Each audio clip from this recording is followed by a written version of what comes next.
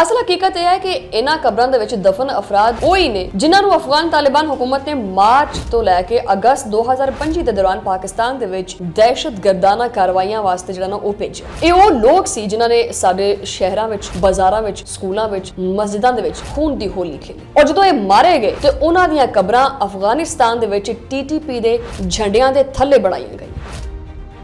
कदे कुछ वाकयात इदां दे सामने आंदे है जो कि सच्चाई नूं बेनकाब कर दिंदे हैं। जिस तरह कि अफगानिस्तान दे सूबे दे विच एक कब्रिस्तान दी वीडियो ने सोशल मीडिया दे उत्ते एक बारी फिर तहलका मचा दिता है। वीडियो, कबरां और उन्हां दे उत्ते लहरांदे होए झंडे इस गल दे नाकाबिले तरदीद सबूत ने कि अफगान तालिबान ते फितनल खवारिज एक ही सफ विच खड़े। दुनिया नूं हुण इह हकीकत तस्लीम करनी होएगी कि अफगानिस्तान दे विच दहशतगर्दां नूं ना सिर्फ पनाहगाहां दित्तियां जा रहीआं ने बल्कि उन्हां नूं इज्जत सहूलत सब कुछ फराहम किया जा रहा है। अगर तालिबान हुकूमत ने अपनी सरजमीन दे इन्हां दहशतगर्दां दा जिहड़ा नेटवर्क है ये खत्म ना किया तो खुद भी वो एक दिन खवारिज के हथों ही खत्म हो जाएंगे। हुण ये वक्त आ गया है कि आलमी बरादरी इस खतरनाक किस्म के खेल नूं रोके। फितनल खवारिज सिर्फ पाकिस्तान का दुश्मन नहीं हैगा बल्कि ये इस्लाम का दुश्मन है और जो भी हुकूमत इन्हां दे नाल खड़ोती है दरअसल उन्हां दे एजेंडे नूं तकवीत दिंदी है जिवें #Indians। बिस्मिल्लाहिर्रहमानिर्रहीम, अस्सलाम वालेकुम नाज़रीन, तुसीं देख रहे हो 360 डिजिटल पंजाबी और मैं हां तुहाडी मेज़बान शुमाइला नियाज़। अज दा व्लॉग भी बड़ा अहम है, सुनने वाले नूं सुन के बहुत चंगा लगेगा क्योंकि इन्फॉर्मेशन जिहड़ी है तुहाडे लई इकट्ठी कीती गई है। दूसरा है कि मैं चैनल के आगाज़ दे विच ये चीज़ कहना चाहनी है कि जिन्हें लोगों ने अजे तक चैनल नूं सबसक्राइब नहीं किया होया वो चैनल को सबसक्राइब भी कर लें और बैल आइकन भी प्रेस कर दें ताकि जो भी नवी वीडियो अपलोड होवे तो वो तुहाडे तक जिहड़ा ना वो टाइम ते पहुँच जाए। बहरहाल अज दा व्लॉग शुरू करते हैं। कदे कुछ वाकयात इदां दे सामने आंदे है जो कि सच्चाई नूं बेनकाब कर दिंदे हैं।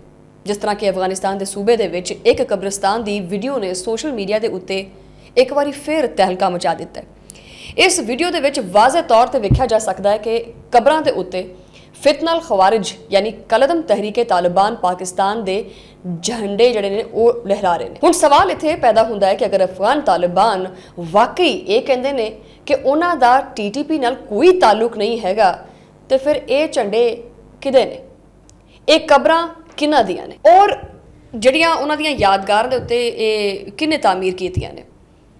असल हकीकत की है इस चीज़ की? असल हकीकत यह है कि इन्हां कबरां दे विच दफन अफराद वो ही ने जिन्होंने अफगान तालिबान हुकूमत ने मार्च तो लैके अगस्त 2025 के दौरान पाकिस्तान के विच दहशतगर्दाना कार्रवाइयां वास्ते जिहड़ा ना वो भेजिया। ये वो लोग सी जिन्होंने साडे शहरां विच, बाज़ारां विच, स्कूलां विच, मस्जिदां दे विच खून दी होली खेली और जदों ये मारे गए तो उन्हां दियां कबरां अफगानिस्तान दे विच TTP दे झंडियां दे थल्ले बनाईयां गईयां। हैरत अंगेज तौर पर अफगान तालिबान इंतजामिया ने उन्होंने वास्ते बाकायदा यादगारां भी तामीर कीतियां। गोया कि दहशतगर्दां नूं एक एजाज़ दिता जा रहा होए। ये उही अफगान तालिबान ने जिहड़े कि दुनिया के सामने ये दावा करते नहीं थकते कि वो दहशतगर्दी के खिलाफ ने, लेकिन हकीकत यह है कि वो इन्हां खवारिज नूं ही अपना हीरो का दर्जा देंदे हैं जिन्होंने पाकिस्तान दे विच मासूम बच्चियां दा, शहरियां दा और सिपाहियों का खून बहाया तो उन्होंने निशाना बनाया। ये दोगलापन ते जिहड़ी मुनाफकत है ये खुलम खुला हुण दुनिया के सामने है। फितनल खवारिज यानी TTP महज एक दहशतगर्द तंजीम नहीं बल्कि एक सोच है, एक नज़रिया, एक जहर आलूद नज़रिया जिन्होंने इस्लाम के नाम से मुसलमानों का खून बहाया और अज यही जहर अफगान सरजमीन दे विच परवान चढ़ता पिया। ਆਪਾਂ ਨੂੰ ਇਹ चीज़ इत्थे याद रखनी चाहिए है कि यह कोई पहला मौका नहीं हैगा।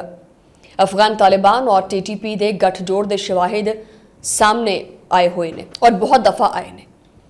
29 सितंबर 2025 नूं जदों अफगानिस्तान दे विच अचानक इंटरनेट बंद होया उस लम्हे TTP के तमाम जिहड़े ऑनलाइन प्लेटफॉर्म सी, चैनल सी, सोशल मीडिया अकाउंट सी वो भी यकदम जिहड़े ना गायब हो गए।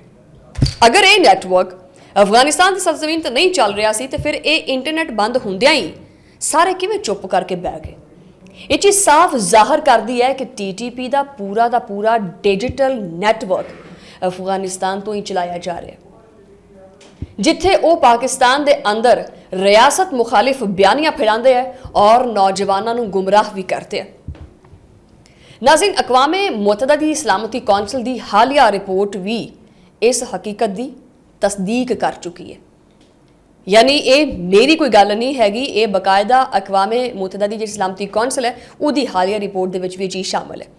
उस रिपोर्ट के मुताबिक अफगानिस्तान दे विच इस वक्त अलकायदा, दाइश, खुरासान, तहरीक तालिबान पाकिस्तान और ईस्ट तुर्किस्तान इस्लामिक मूवमेंट वर्गे खतरनाक दहशतगर्द ते शिद्दत पसंद ग्रुप ने।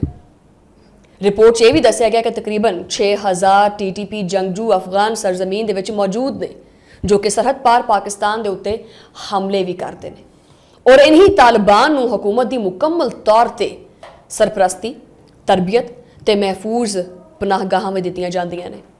ये हुण सारे जिहड़े शवाहिद ने ये साबित करते हैं कि तालिबान हुकूमत की पॉलिसी कुछ हो रही है और इन्हां दे दावे कुछ होर है। एक तरफ तो अमन की गल करते हैं तो दूजे पासे उही तालिबान इन्हां दहशतगर्दां नूं शहीद करार देंदे है जो पाकिस्तान दे मासूम शहरियां दियां जानां लेंदे हैं। और अगर ये रवैया ना सिर्फ पाकिस्तान बल्कि पूरे खिते दे अमन वास्ते खतरा है। अफगानिस्तान की सरजमीन हुण भी दहशतगर्दी की सरपरस्ती करती है, जिथे शिद्दत पसंदी नूं फरोग दिता जाता है। अगर आलमी बरादरी ने इस दे उत्ते खामोशी इख्तियार की तो आने वाला वक्त बहुत ही तबाहकुन हो सकता है। हजे भी होश ते नाखुन जड़े ने वो लैने पैणगे।